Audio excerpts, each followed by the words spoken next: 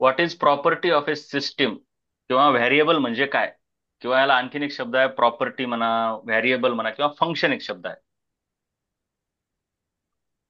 What is property और variable और function of a system. बघा बरं, तीन गोष्टी आहेत. काय काय आहेत बोला. variable function properties. हम्म. तर सिंपल आहे एकदम त्याचं. Variable function property. म्हणजे जे सिस्टीम असते, तिचं प्रेशर आहे, टेम्परेचर आहे, व्हॉल्यूम आहे, नंबर ऑफ मोल आहे, ज्याला मोजता येते त्याला प्रॉपर्टी म्हणतात. So the property of system or system variable is any measurable, जे मोजता येते किंवा ऑब्झर्व करता येते, बघता येते, अशा कॅरेक्टरिस्टिकला काय म्हणतो आपण, प्रॉपर्टी म्हणतो. आणि ही केव्हा मोजायची आहे, ज्यावेळेस सिस्टीम इक्विलिब्रियम मध्ये असते. इक्विलिब्रियम म्हणजे शांत थांबलेली असते. थांबलेली नसल्यावर काय होतंय, ते व्हेरिएबल चेंज होत असते ना, आणि मग ते मोजता येत नाही नीट. थांबलेलं असलं की मोजता येते. म्हणून इक्विलिब्रियम मध्ये आल्याच्या नंतर, इक्विलिब्रियम म्हणजे थांबणे, स्थिर होणे, स्थिर झाल्याच्या नंतर ज्या ज्या गोष्टी आपल्याला मोजता येतात त्या सर्वांना व्हेरिएबल म्हणतात. जसे की व्हेरिएबल काय काय, तो वाचा बरं एकदा. Pressure, temperature, volume, point, बोला. pressure, index, internal pressure, energy. Temperature, volume. Etcetera भरपूर आहेत. Boiling point, refractive index, internal energy, बरेच आणखीन आहेत. अँड मेनी, एटसेट्रा म्हटलंय. ठीक आहे. त्याच्या पुढे काय म्हटलंय बघा. Name the macroscopic variables of the system. Macroscopic एक असते आणि मायक्रोस्कोपिक दुसरा शब्द काय आहे, मायक्रोस्कोपिक. त्याच्या उलटा Macro. शब्द काय आहे, मॅक्रोस्कोपिक. मॅक मॅक्रो म्हणजे जे मोठं मोठं वरून दिसतंय, मायक्रो म्हणजे डिटेलमध्ये गेल्यावर जे दिसतंय. जसं की ॲटमचं स्ट्रक्चर, त्याच्यातले फोर्सेस, ते झाले मायक्रोस्कोपिक. आणि मॅक्रो म्हणजे प्रेशर, व्हॉल्यूम, मास, हे कसं मोठामोठी वरूनच आपल्याला मोजता येते. कळलं का. मग मॅक्रोस्कोपिक व्हेरिएबल्स किंवा प्रॉपर्टीज कोणत्या कोणत्या आहेत सांगा बरं एकदा. Pressure, volume, temperature, pressure, density, volume, mass, temperature, density, specific, specific. मास. वाचा. Mass, Amount of specific volume, and amount of substance are macroscopic variable.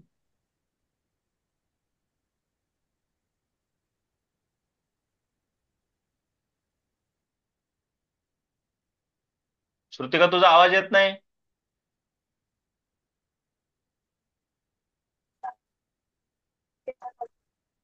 हा.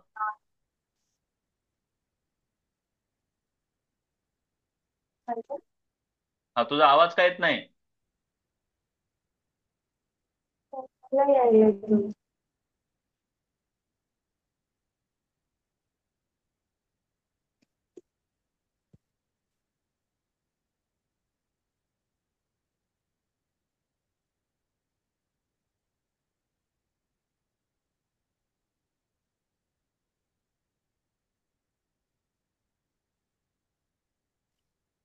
हम्म. त्याच्यानंतर त्याच्यानंतर हे काहीतरी नोट दिले आहे, ते जरा समजून घ्या बघा. Quantities specified above are not totally independent. Totally independent म्हणजे एक दुसऱ्यावर डिपेंडंट नाही असं नाहीच, ह्या एकमेकीवर आधारित असतात. जसं की डेन्सिटी आहे, ती मासवर आधारित आहे, ती व्हॉल्यूमवर आधारित आहे. म्हणजे ह्या सर्व प्रॉपर्टीज एकमेकीवर इंडिपेंडंट आहेत असं नाही, एकमेकीवर डिपेंडंट आहेत. कळलं का. जसं की डेन्सिटीचा फॉर्म्युला आहे मास अपॉन व्हॉल्यूम. तर स्पेसिफिक व्हॉल्यूम म्हणजे काय, volume per unit mass. Specific volume नीट बघा रे. Specific volume is equal to volume by mass. मग डेन्सिटी काय असते, मास बाय व्हॉल्यूम. म्हणून स्पेसिफिक व्हॉल्यूम म्हणजे वन अपॉन डेन्सिटी, डेन्सिटीच्या उलट. कळलं का. स्पेसिफिक व्हॉल्यूम हे डेन्सिटीच्या उलट आहे, हे कळलं का. हो सर. स्पेसिफिक व्हॉल्यूम हे डेन्सिटीच्या उलट आहे, हे कळलं का. हो सर. हो. त्याच्या पुढे आता व्हॉट इज इंटेन्सिव्ह व्हेरिएबल. आता पहिल्यांदा तर व्हेरिएबल कळलं, हे सर्व व्हेरिएबल आहेत किंवा प्रॉपर्टीज आहेत किंवा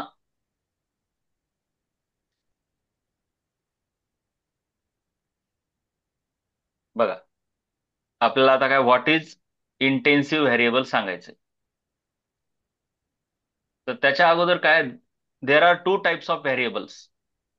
name the macroscopic variables of a system म्हटलं ना, मग नोट्स मध्ये काय दिलं, हे इंडिपेंडेंट नाहीत म्हणून दिलंय.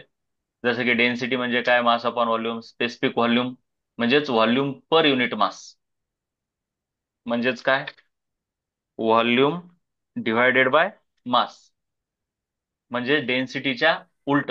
हे कळलं का रे? हो. हो sir.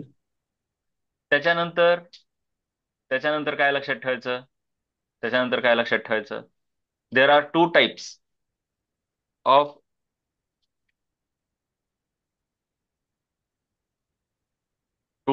Variables. Type of variables depending, based on, कशाच्या आधारावर, based on dependence on amount. System मध्ये जे अमाऊंट आहे त्याच्या दोन प्रकारचे, म्हणजे त्याच्यावर व्हेरिएबल डिपेंड करतो का नाही, त्याच्यावर आधारित दोन प्रकारचे व्हेरिएबल असतात. एक इंटेन्सिव्ह व्हेरिएबल किंवा इंटेन्सिव्ह प्रॉपर्टी. व्हेरिएबलला प्रॉपर्टी म्हणतात, हा विसरू नका, फंक्शन पण म्हणतात. आणि दुसरं आहे एक्सटेन्सिव्ह.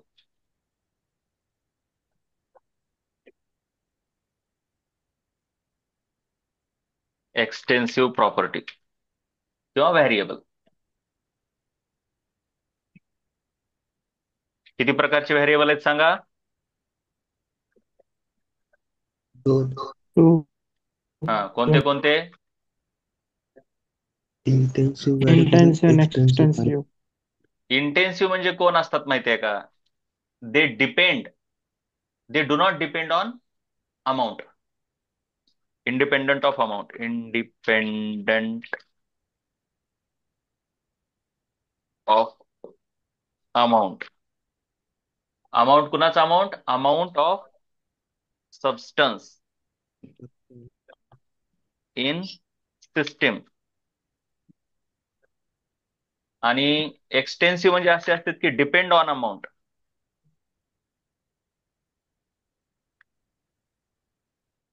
Depend on amount. तर आपण एक एक बघूया. दोन प्रकारचे आहेत, इंटेन्सिव्ह आणि एक्सटेन्सिव्ह. एवढं कळलं का बघा? इंटेन्सिव्ह आणि एक्सटेन्सिव्ह. एक्सटेन्सिव्ह. इंटेन्सिव्ह विषयी व्याख्या काय दिल्या बघा, प्रश्न कसा येतो. इंटेन्सिव्हची व्याख्या काय? अ variable that does not depend on size. आता साईज म्हटलं इथं, साईज और अमाऊंट ऑफ द सिस्टीम. साईजलाच आपण, साईज म्हणजे आकार, साईज और अमाऊंट. अमाऊंट म्हणजे सिस्टीम मध्ये किती आहे. समजा सिस्टीम मध्ये 1 लिटर पाणी आहे का 10 लिटर पाणी आहे. म्हणजे थोडक्यात सांगतो बघा, आता पाणी एवढं घ्या किंवा घ्या, डेन्सिटी तेवढीच राहणार आहे का नाही? बॉइलिंग पॉईंट पाण्याचा बदलणार आहे का पाण्याचा अमाऊंट वाढल्यामुळं? पाण्याचा बॉइलिंग पॉईंट, तांब्याभर पाणी घेतलं तर कमी आणि घागरभर घेतलं तर जास्त, असं काय होतंय का? हम्म. अरे बाळांनो बघा, नीट लक्ष द्या. व्हेरिएबल दोन प्रकारचे असतात.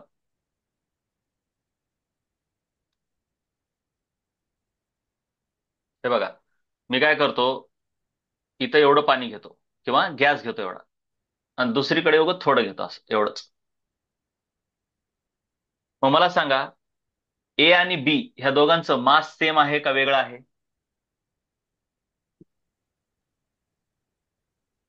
मास. मास सेम आहे, वॉल्यूम डिफरंट. ए यार पागल आहे का रे तू? मास सेम कसं येईल रे? गाढव आहे का रे? कसं रे बाळ्या, कसं रे? एवढं पाणी घेतलास ए मध्ये, बी मध्ये पाणी किती घेतलास, आणि मास सेम असते का रे त्याचं? आकलीचा तू वापर कर की रे. जारचा मास का पाण्याचा मास? अरे जार कशाला? सिस्टीम काय आहे ते? जार युजलेस आहे, ती बाउंड्री सोडून द्या. हे बाउंड्रीचा काही विचार करू नका. कोण विचारत नाही त्या बाउंड्रीला? तुम्हाला कोण लक्षात घ्या म्हणले?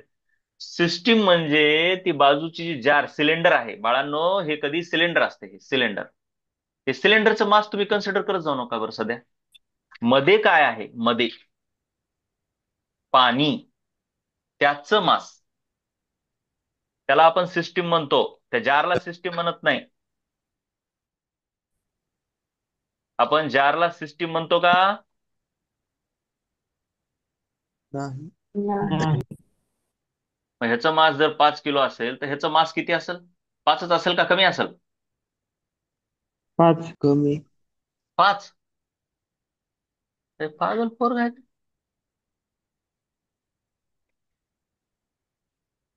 आता काय ह्याच्यापेक्षा काय उत्तर द्यावं बाबा तुला आता? ये ये भांड्यामध्ये पण पाणी 5 किलोचं आहे म्हणते, बी भांड्यामध्ये पण पाणी 5 किलोचं आहे म्हणते, असं आहे का? नाही नाही.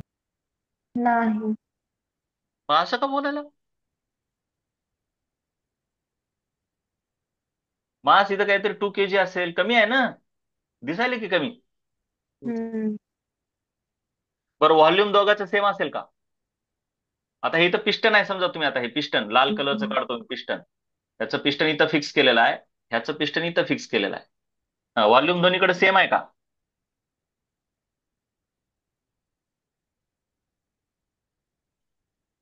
हा? नाही. नाही. म्हणजे असे व्हेरिएबल, नाही. जे म्हणजे असे व्हेरिएबल जे की अमाऊंटवर डिपेंड करतात. जिथं जास्त आहे तिथं मास जास्त आहे, जिथं अमाऊंट कमी आहे तिथं मास कमी आहे. मग अशा मासला किंवा एनर्जी, ह्याची energy जास्त असणार, ह्याची एनर्जी कमी असणार. अशा व्हेरिएबलला एक्सटेन्सिव्ह व्हेरिएबल म्हणतात, जे की अमाऊंटवर डिपेंड करतात, साईजवर डिपेंड करतात सिस्टीमच्या, बरोबर का? हो सर. हम्म. दुसरं व्हेरिएबल घ्या तुम्ही, दुसरं तुम्हाला माहित असलेलं व्हेरिएबल घ्या, डेन्सिटी. आता ह्या पाण्याची डेन्सिटी 1 किलोग्राम पर लिटर आहे, किंवा एसआय युनिट मध्ये लिहायचं झालं तर 10⁻³ किलोग्राम पर मीटर क्यूब आहे ए पाण्याची. तर बी पाण्याची डेन्सिटी तेवढीच राहते का वेगळी राहते? तेवढीच राहते. कमी. बोल रे.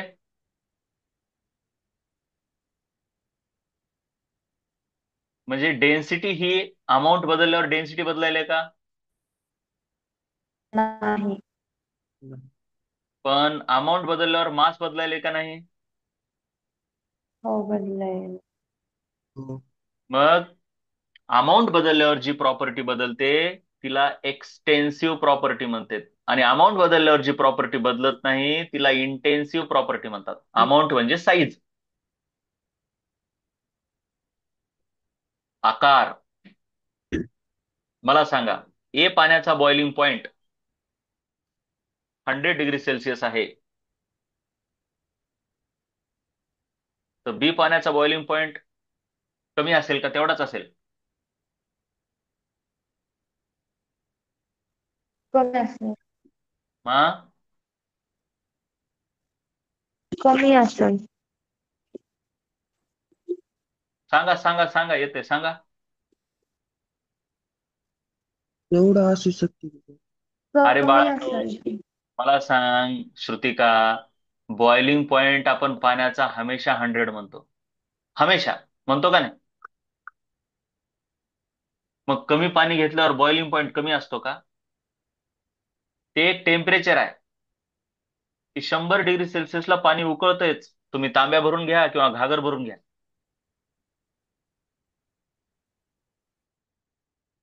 मग ह्याचा पण बॉइलिंग पॉइंट 100च राहतो. मग हे बॉइलिंग पॉइंट इंटेन्सिव्ह आहे का इंटेन्सिव्ह आहे? इंटेन्सिव्ह. इंटेन्सिव्ह. इंटेन्सिव्ह. इंटेन्सिव्ह. चला आणखीन एक दुसरं उदाहरण सांगतो. चव किंवा पाण्याचा कलर. ए पाण्याचा कलर वेगळा आणि बी पाण्याचा कलर म्हणजे ए पाण्याला जास्त कलर आहे आणि बी पाणी कमी आहे म्हणून कमी कलर आहे असं असते का? नाही. नाही. नाही, नसते. मग हे कलर एक्सटेन्सिव्ह झाला का इंटेन्सिव्ह?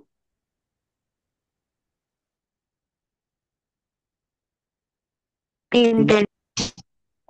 इंटेन्सिव्ह झाला.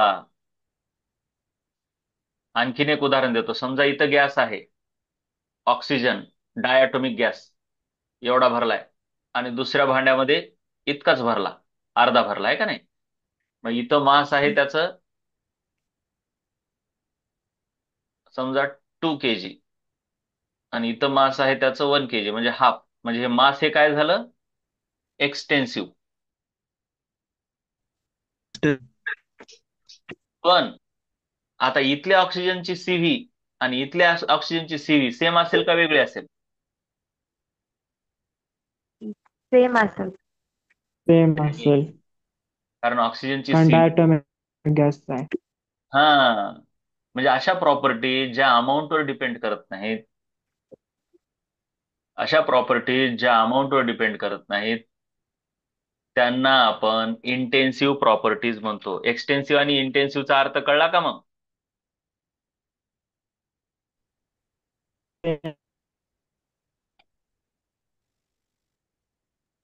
कळला का रे बाळांनो?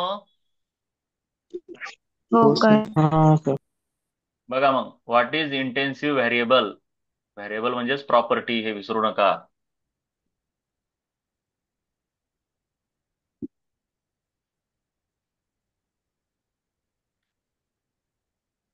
व्हेरिएबल म्हणजेच प्रॉपर्टी.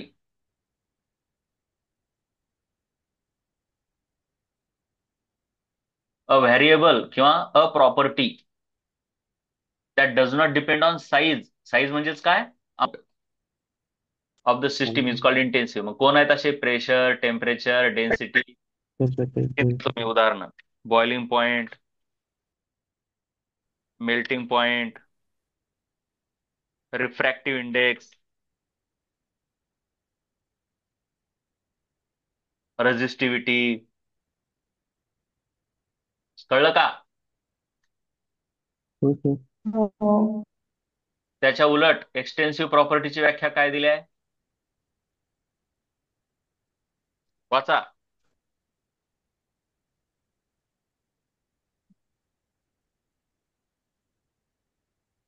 वाचा.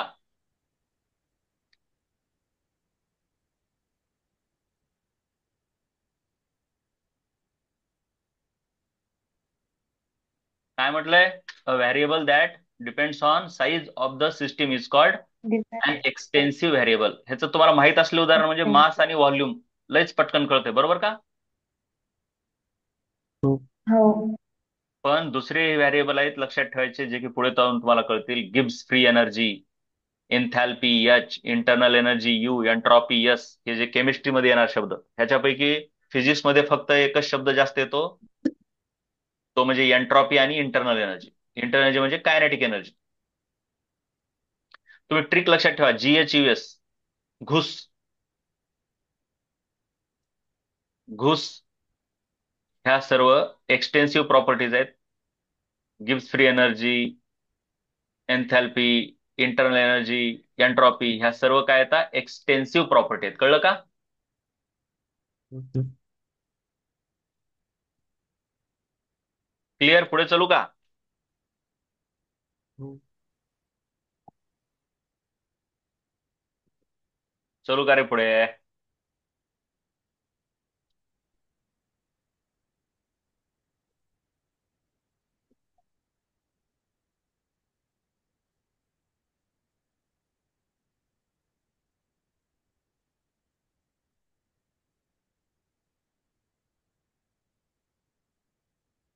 हो काय. चला पुढे काय म्हटलंय? What is mechanical equilibrium. आता हे शब्द महत्वाचा आहे. पुढचा टॉपिक टॉपिक संपला, व्हेरिएबलचा संपला. दोन प्रकार व्हेरिएबल, एक्सटेन्सिव्ह, इंटेन्सिव्ह. आता इक्विलिब्रियम. इक्विलिब्रियम म्हणजे स्थिरता. आपण इकडे तिकडे पळायला लागलो की इक्विलिब्रियम मध्ये नाहीत, आपण थांबलो एका जागेवर की इक्विलिब्रियम आहे. म्हणजे बदल जास्त होईना गेला, शांतता, स्थिरता, एका जागेवर थांबणे, ह्याला इक्विलिब्रियम म्हणतात. कळलं पहिल्यांदा अर्थ? हो सर. हो. आता एखादी सिस्टीम थांबली आहे, त्याच्यामध्ये इक्विलिब्रियमचे तीन प्रकार आहेत. मेकॅनिकल इक्विलिब्रियम, केमिकल इक्विलिब्रियम आणि थर्मल इक्विलिब्रियम, तीन प्रकार. सिस्टीम थांबते कधी? पहिल्यांदा एक मेकॅनिकल इक्विलिब्रियम म्हणजे काय?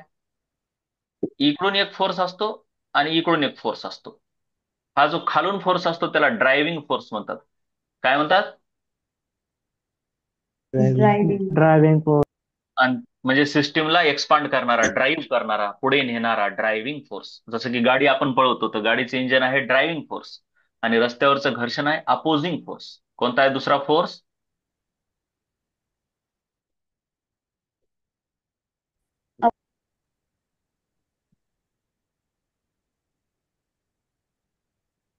Opposing force. काय बोला? Opposing opposite force. Force. Opposing force. So इथं आहे मेकॅनिकल इक्विलिब्रियमची व्याख्या. Pressure in the system. System मधलं प्रेशर, हे मधल्या बाजूचं प्रेशर दिसते का? हे मधल्या बाजूचं. मी काय करतो, एक डायग्राम काढतो जरा छान. त्याला ड्रायव्हिंग फोर्स म्हणतो जरा.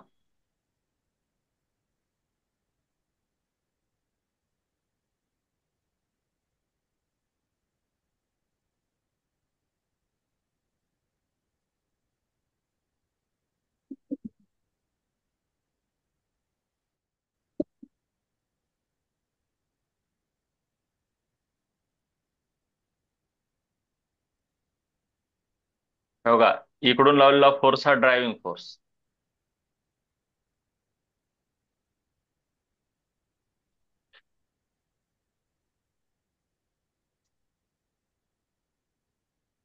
आणि इकडून लावलेला फोर्स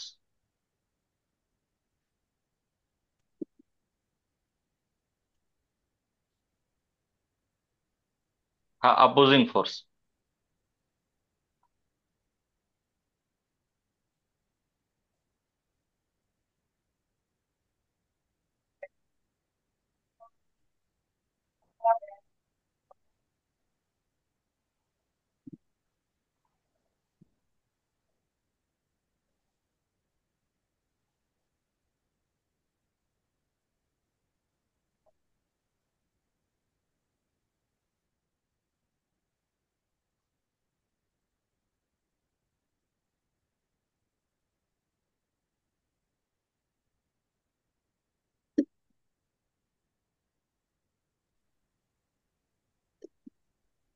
हे आहे एफ ड्रायव्हिंग आहे का एफ अपोजिंग आहे रा?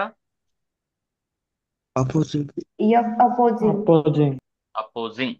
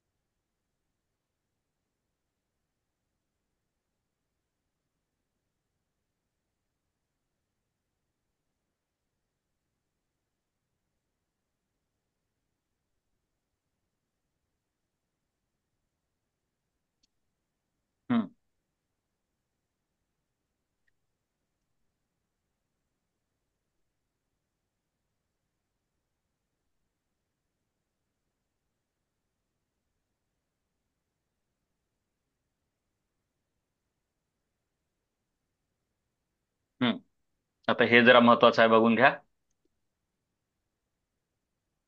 काय म्हटलंय?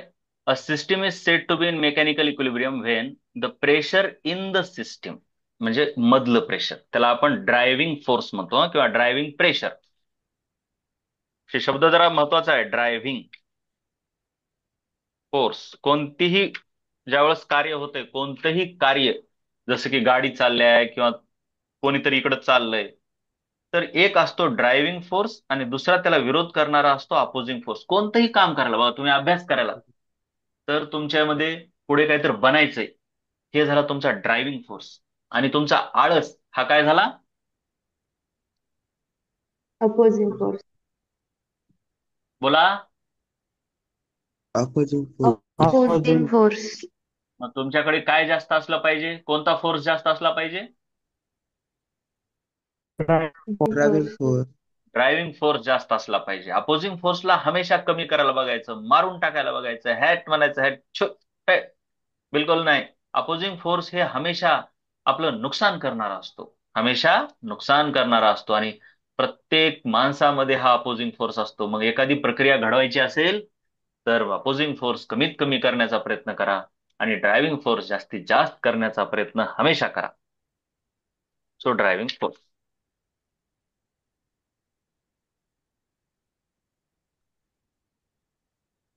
हा. So pressure in the system is and does not change with time. हा ठीक आहे, हे पण आहे. पण pressure in the system is same किंवा इज इक्वल टू, कुणा एवढा सांगा? External pressure. कोणतं? External. External external pressure. Pressure. External pressure कोणाचं? सराउंडिंगचं का सिस्टीमचं? सराउंडिंगचं. इन्व्हायरमेंटचं, सराउंडिंगचं. External pressure, environmental pressure. So opposing force, त्याला आपण काय म्हणतो? Opposing force. Opposing. Opposing. Opposing force, F O. Opposing force. एक्सटर्नललाच आपण काय म्हणतो? Surrounding, Around. इन्व्हायरमेंट. अँड पुन्हा आणखीन पुढे एवढं तर आहेच, इक्वल तर आहेत ते दोघं. And pressure in the system is throughout the same. Pressure is same through out म्हणजे काय? आता हे एक महत्वाचं आहे. आता हे असं आहे, इकडून 5 आहे तर खालून पण 5 पाहिजे. हो, पण इथलं पण प्रेशर 5च पाहिजे, इथलं पण 5च पाहिजे, सर्व ठिकाणचं 5 पाहिजे थ्रू आउट. म्हणजे कळलं का? मधलं आणि बाहेरचं तर सेम आहे आणि मधल्या प्रत्येक पॉईंटचं प्रेशर सेम आहे. हे पण कळलं का बाळांनो? Sir. ए हो. बाळांनो, कळलं का रे? इथं 5 आहे, चला इथं 5 आहे, पण इथं प्रेशर मोजलं की इथं 10 निघालं. मग हे इक्विलिब्रियम म्हणता येते का? नाही. हम्म. म्हणजे मधलं प्रेशर बाहेरच्या एवढं तर इक्वल आहे आणि मध्ये प्रत्येक पॉइंटला प्रेशर. अँड इंटरनल प्रेशर किंवा pressure in the system, internal म्हणतो आपण त्याला. प्रेशर इन द सिस्टीम म्हणजे इंटरनल प्रेशर. काय म्हणतो? In the internal pressure. Internal pressure and internal pressure काय म्हटलं? And internal pressure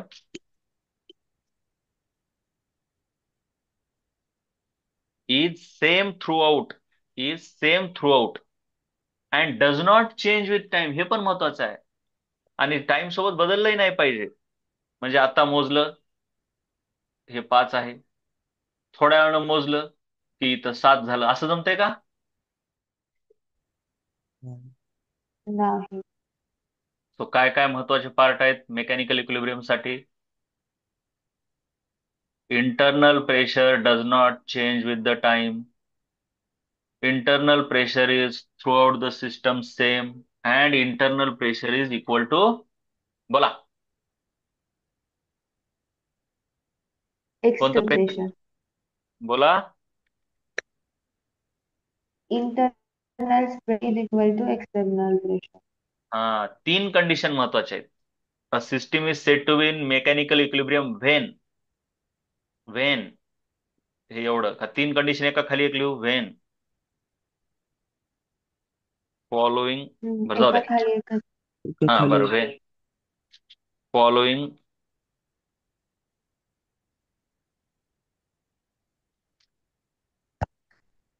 when number one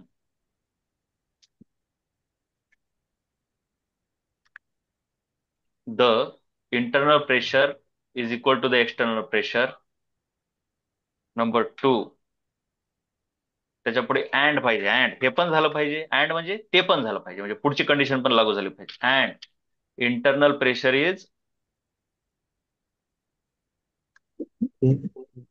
same through Same out throughout and does not and change with time. And internal pressure Does does not change not with time. Does not change with time. और ह्याची व्याख्या काय देता येते mechanical इक्विलिब्रियमची A system is said to be in mechanical equilibrium when there are no unbalanced forces within the system and between system and surrounding. Unbalanced forces म्हणजे एका ठिकाणी वेगळं आणि दुसऱ्या ठिकाणी वेगळं अनबॅलन्स फोर्स कळलं का हे बघा हो. त्यावेळेस इकडून पाच असते आणि इकडून पाच असते त्यावेळेस त्याला बॅलन्स्ड फोर्स म्हणतात पण ज्यावेळेस इकडून पाच असते आणि इकडून काहीतरी आठ असते त्यावेळेस अनबॅलन्स्ड फोर्स म्हणतात कळलं का हो. हो. हम्म. मग मेकॅनिकल इक्विलिब्रियमचा पूर्ण अर्थ कळला हो सर हो. हो. हा आणि परंतु आता डिटेलमध्ये म्हणल्यावर काय म्हणणं नोटमध्ये the constituents of a system आता सिस्टीमचे जे कन्स्टिट्युएंट आहेत म्हणजे कोण एकदम डिटेलमध्ये गेल्यावर कोण असतात ऍटम मॉलिक्यूल आयन्स ते कधीच रेस्टमध्ये नसतात मेकॅनिकल इक्विलिब्रियम मध्ये आपल्याला काय वाटतंय की बाबा सगळं थांबलं की काय जागेवर नाही फक्त प्रेशर आणि फोर्सेस इक्वल होतात परंतु मॉलिक्यूल इकडून तिकडे पळत असतात बरोबर का हो सर म्हणजे त्यांच्यामध्ये स्टॅटिस्टिकल फ्लक्च्युएशन होतात स्टॅटिस्टिकल म्हणजे हे त्याला जाऊन आदळतंय ते त्याला जाऊन आदळतंय त्याची एनर्जी ह्याला भेटते ह्याची एनर्जी त्याला भेटते पण ओव्हरऑल मध्ये प्रेशर सेम राहते आणि हे जे फ्लक्च्युएशन आहेत स्टॅटिस्टिकल फ्लक्च्युएशन त्यांना आपण इग्नोर करत असतो कळलं हम्म. इक्विलिब्रियमचा दुसरा प्रकार आहे केमिकल इक्विलिब्रियम पहिलं इक्विलिब्रियम काय होतं बाळांनो मेकॅनिकल इक्विलिब्रियम मेकॅनिकल इक्विलिब्रियम. आता दुसरा इक्विलिब्रियमचा प्रकार आहे केमिकल इक्विलिब्रियम हेच काय केमिकल कंपोजिशन त्या सिस्टीमचं chemical composition throughout the system same पाहिजे आणि टाइम सोबत बदललं नाही पाहिजे किंवा there is no chemical reaction going on in the system म्हणजे समजा असं आहे केमिकल इक्विलिब्रियम म्हणजे कसं म्हणजे इथं काहीतरी तुमचा कोणता तरी वेगळाच गॅस आहे O2 इथं खाली काहीतरी H2 गॅस आहे तर मग ह्याला केमिकल इक्विलिब्रियम मध्ये म्हणता येते का नाही. नाही नाही म्हणताय केमिकल इक्विलिब्रियम मध्ये कसं पाहिजे O2 आहे तर मग सर्वच ठिकाणी O2च पाहिजे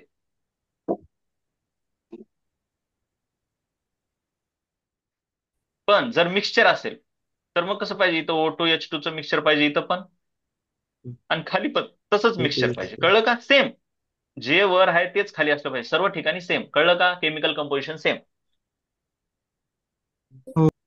हो. हा ह्याचा संबंध आता बाहेरच्या सोबत येत नाही काही मेकॅनिकलचं कसं होतं मधलं प्रेशर आणि बाहेरचं सेम पाहिजे पण केमिकल इक्विलिब्रियमचा अर्थ मधलं कंपोजिशन बाहेरच्या केमिकल कंपोजिशन सोबत सेम असं काही नाही कळलं का हो. आता ह्याचं एक उदाहरण दिलंय इन के ह्या केसमध्ये in absence of concentration gradient म्हणजे काय जरा समजून घ्या म्हणजे हे इकडं समजा O2 जास्त आहे म्हणजे आता हे असं समजा की तुम्ही